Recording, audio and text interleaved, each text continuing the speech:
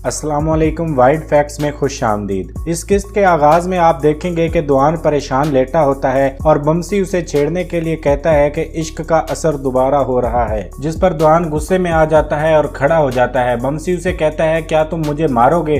ठीक है, तुम मुझे मार लो और अपना गुस्सा मुझ पर उतार लो। लेकिन दुआन उसे नहीं मारता और खेमे से बाहर जाने लगता है, लेकिन तुर्गुत उसे रोक लेता है और कहता है बैठ जाओ। दुआन बैठ जाता है। फिर तुर्गुत उससे पूछता है, बताओ क्या मसला है? तुर्गुत पूछता है, क्या बानो चीचक का कोई मसला है? जिस पर दुआन कहता है हाँ। फिर दुआन उनको उस रात का वाकया बताता है जब बानो चीचक ने उसकी गर्दन पर खंजर रख लिया था। दूसरी तरफ आप देखेंगे कि हाइमा खानम के खेमे में सब लोग परेशान होते हैं क्योंकि नोयान ने सलजान को अगवा कर लिया था। ऐसी सूरत में हाइमा खानम सुंगुर्तकिन से कहती है कि क्या तुम ऐसी हालत में कबीले को छोड़कर जाना चाहते हो? तो सुंगुर्तकिन कहता है हाँ, मैं जाना चाहता हूँ। जिस पर हाइमा खानम गुस्से में आ जाती हैं और गुस्से में आकर कहती हैं कि अगर तुम उससे पहले गए तो मैं तुम्हें कभी माफ नहीं करूंगी जब तक नोयान का सर हम कबीले के पोल पर लाकर लटका नहीं देते। जिस पर सुंगुर्तकिन परेशान हो जाता है। फिर हाइमा खानम कहती हैं, अब से इस खेमे में मौजूद हर शख्स अपनी जिंदगी नोयान से लड़ने के लिए वक्फ कर देगा। दूसरी तरफ गुमुतकिन और तूतकिन साथ बैठे होते हैं। तूतकिन कहता है कि लाजमी सुंगुर्तकिन के पास वो चीज है जो नोयान को चाहिए। जिस पर गुमुतकिन कहता है कि अगर वो चीज नोयान को सुंगुर्तकिन दे भी देता है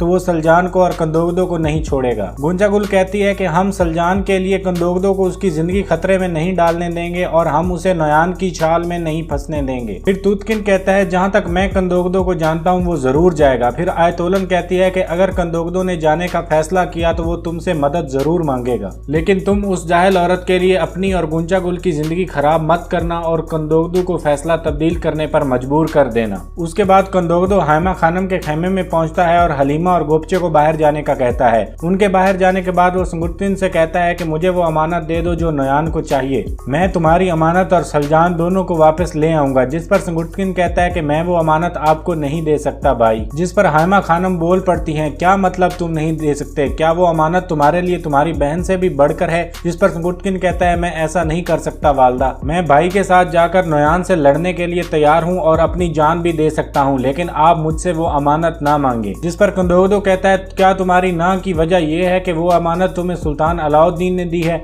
और तुम उसके जासूस हो? जिस पर हाइमा खानम चौंक जाती हैं और वो कहती हैं, ये क्या कह रहे हो बेटा? और उसके बाद वो सुंगुर्तकिन से पूछती हैं, क्या ये सच है बेटा? फिर कंदोगदो कहता है कि ये बताए या ना बताए इसकी आंखें यही बता रही हैं। फिर वो कहता है कि अगर तुम ये अमानत दोगे या नहीं दोगे मैं फिर भी सलजान को बचाने के लिए जाऊंगा। उसके बाद हाइमा खानम सुंगुर्तकिन से कहती हैं कि अमानत कंदोगदो को दे दो बेटा, तुम्हारे वालिद सुलेमान शाह ने ऐसे किसी को कभी मौत के लिए नहीं छोड़ा। ये सुनकर सुंगुर्तकिन रजामंद हो जाता है और अपने खेमे में जाता है। वो अंदर जाकर तकिए के नीचे से अपना बैग निकालता है और उसमें से वो मोहर निकालने की कोशिश करता है, लेकिन उसमें वो मोहर मौजूद नहीं होती।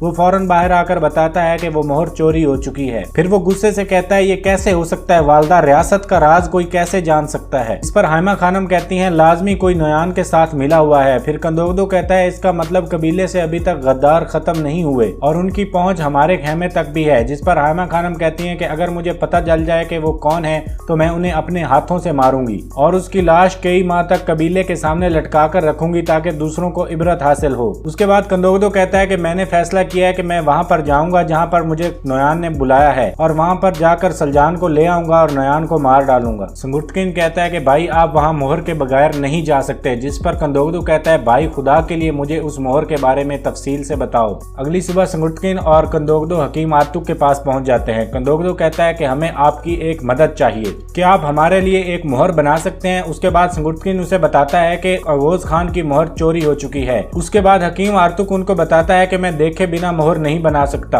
उसके बाद सुंगुर्तकिन कहता है कि मैं आपको उस मोहर का नक्शा बनाकर दे सकता हूँ। हकीम आर्तुक कहता है, ये अच्छा है, आप मुझे नक्शा बनाकर दे दें, मैं मोहर बना दूंगा। जिसके बाद सुंगुर्तकिन एक कागज के टुकड़े पर मोहर का नक्शा बनाने लगता है। दूसरी तरफ गोपचे तूतकिन के खेमे में जाती है और उसे कहती है, मैं सारी रात सो नहीं पाई, अगर मेरी बहन को कुछ हो गया तो मुझे बहुत दुख होगा। मैं तुम्हारी मिन्नत करती हूँ कि तुम मेरी बहन को वापस लाने के लिए कंदोगदो साहब की मदद करो। तो तूतकिन कहता है कि गोपचे हमें अच्छे की उम्मीद रखनी चाहिए।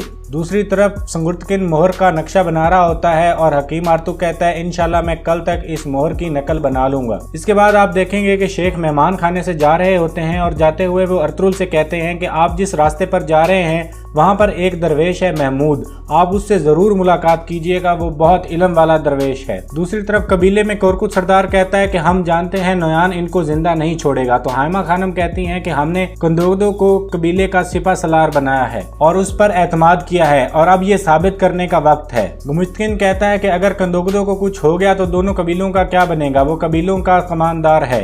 जिसके बाद दिल्ली दमीर कहता है कि हम किस लिए हैं, क्या गुमुश्तकिन साहब आप कंदोगदो साहब को अकेला छोड़ेंगे? जिस पर गुमुश्तकिन कहता है बिल्कुल नहीं, बल्कि मैं चाहता हूँ हमें कंदोगदो की बजाय दूसरे सिपाहियों को वहाँ भेजना चाहिए क्योंकि नोयान कंदोगदो को मारना चाहता है। इतने में कंदोगदो वहाँ पहुँचता है और कहता है कि मैं जाऊंगा और सलजान को वापस लेकर आऊंगा इंशाल्लाह। मैं अपनी बीवी को नोयान के रहमो करम पर नहीं छोड़ सकता। फिर वो सबसे पूछता है बताएं कौन कौन मेरे साथ है। दिल्ली दमीर कहता है मैं आपके साथ हूँ, जबकि गुमुश्तकिन कहता है कि बेटा तुम्हें अपनी जगह दूसरे सिपाहियों को भेजना चाहिए। कंदोगदो अपनी बात दोहराता है कौन कौन है मेरे साथ। इसके बाद तूतकिन भी अपने सीने पर हाथ रख के कहता है भाई मैं आपके साथ हूँ, हम सलजान खातून को वापस लेकर आएंगे। दूसरी तरफ गार के अंदर नोयान हमजा से कहता है कि हमजा तुमने दोबारा साबित कर दिया कि तुम मेरे वफादार सिपाही हो। तो हमजा कहता है कि मैं हमेशा आपका वफादार रहूंगा। फिर नोयान कहता है कि हमजा मुझे तुमसे एक और मदद चाहिए, ये बच्चे तक जानते हैं कि कंदोगदो अकेला नहीं आएगा। जिसके बाद हमजा कहता है कि नोयान तुम्हारे दिमाग में क्या चल रहा है। उसके बाद नोयान कहता है कि तुम सिपाहियों को लेकर जहानाबादी पहुंचोगे और पोजीशन संभाल लोगे। जब कंदोगदो अपने सिपाहियों को लेकर मेरे लिए वहां पर आएगा तो तुम उसे मार दोगे। जिस पर हमजा कहता है ठीक है नोयान तुम परेशान ना हो। दूसरी तरफ हकीम आर्तुक मोहर की एक नकल तैयार कर रहा होता है। इतने में वहां पर कंदोगदो और संगुर्तकिन पहुंचते हैं। कंदोगदो पूछता है क्या भाई काम हो गया है? जिस पर हकीम आर्तुक कहता है हाँ भाई हो गया है और उसके बाद वो मोहर उनके हवाले करता है। उसके बाद वो हकीम आर्तुक का शुक्रिया अदा करते हैं और वहां से चले जाते हैं। दूसरी तरफ आप देखेंगे कि गुमुश्तकिन आयतोलन खातून के पास पहुंचता है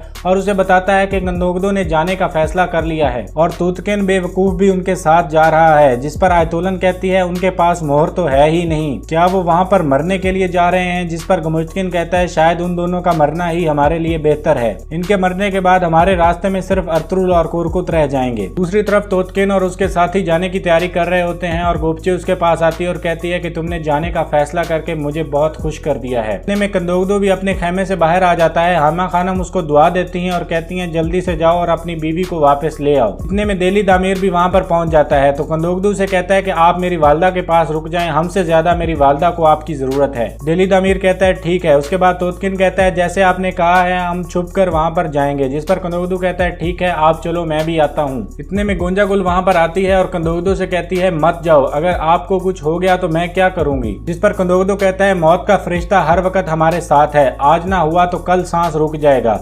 और उसके बाद वो अपने घोड़े की तरफ बढ़ जाता है और वहां से रवाना हो जाता है। दूसरी तरफ आप देखेंगे कि हलीमा सुल्तान सलजान के खेमे में मौजूद होती है। वहां पर बानो आती है और हलीमा से कहती है कि मैंने सलजान का दिल तोड़ा था, अगर उसे कुछ हो गया तो मैं खुद को कभी माफ नहीं कर पाऊंगी। हलीमा उसे कहती है तुम परेशान ना हो, कंदोगदो भाई उसे ले आएंगे। फिर हलीमा खड़ी होती है और उसे कहती है कि तुम आयतोलन खातून के खेमे में उसका हार तलाश करो, फिर देखना तमाम मुश्किलात एक एक करके कैसे हल होंगी। दूसरी तरफ अर्तुल और उसके सिपाही मेहमान खाने से रवाना होने की तैयारी करते हैं। शेख ने उनको एक बोरी तोहफे में दी थी। दुआन जब वो बोरी उठाता है तो कहता है भाई ये बोरी तो बहुत भारी है। फिर वो उसे खोलकर देखता है तो चौंक जाता है क्योंकि वो बोरी सोने के सिक्कों से भरी हुई थी। फिर अर्तुल और दूसरे साथी भी आकर देखते हैं और हैरान हो जाते हैं। दूसरी तरफ हाइमा खानम हलीमा सुल्तान से कहती हैं ये कैसे हो सकता है कि हमारी मोहर हमारे ही खेमे से चोरी हो गई, हमें इसका पता लगाना होगा वरना सब तबाह हो जाएगा। उसके बाद हलीमा उनके पास उठ के आती है और कहती है ये काम वही कर सकता है जिसका आसानी से उस खेमे में आना जाना है, और जिस रात आपने सबको खाने पर बुलाया था मैंने गोपचे और गुंजा गुल को उस खेमे में जाते हुए देखा था। जिस पर हाइमा खानम चौंक जाती हैं और यहाँ ये किस्त अपने इख्तिताम को पहुँचती है। इस ड्रामे की आने वाली किस्तें देखने के लिए हमारे चैनल को सब्सक्राइब कर लें और बेल आइकन दबा दें ताकि हमारी वीडियोस आप तक पहुँचती रहें। हम ऐसी ही बेहतरीन वीडियोस आपकी खिदमत में पेश करते रहें।